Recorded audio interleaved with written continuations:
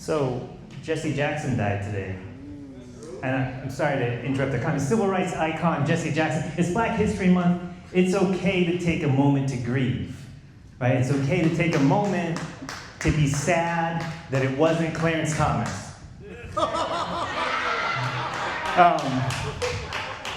So, you know, parenting has taught me a lot of things. It's amazing what parenting teaches you. One thing that it taught me is that I'm really a stay-at-work mom. Yeah. I have twins, and one time I was driving them in the car. They were little, they're screaming in the back, they're fighting over who gets to hold the kitty and who gets to hold the unicorn stuffy. And I was just losing it, I'm yelling, I'm trying to negotiate with them. And I know it's America, but in my car we do negotiate with terrorists. Yeah.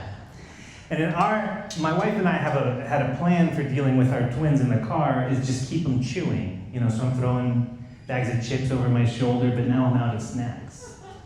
You know, and it's starting to get desperate. And I need to tell you that my kids were born in Portland. Okay, so we're in Spokane now, and that's great and all. But my Portland babies, they have food allergies. Okay? So I can't just stop at some gas station and get them a snack because it's an electric car, right? Because of Portland. So things are looking desperate, things aren't looking good for our hero.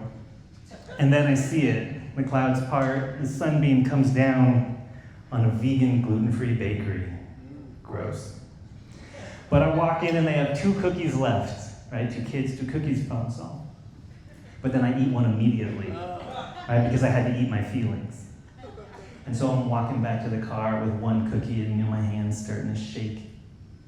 And then I remembered something from my childhood from Sesame Street. So I go to the kids, I hand my daughter Frances a knife. Yeah, I gave a toddler a knife. That's the worst thing that could happen.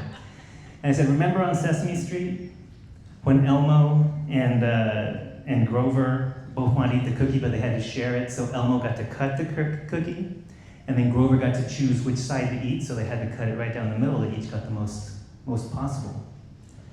And she looks at me and she takes this tiny sliver cut off the cookie.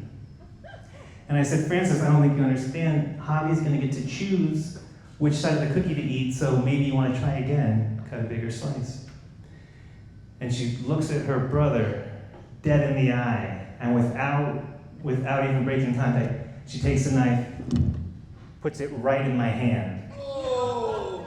And right before I pass out, I see my son eat the tiny little bit, and she takes the big side of the cookie. Good night, John.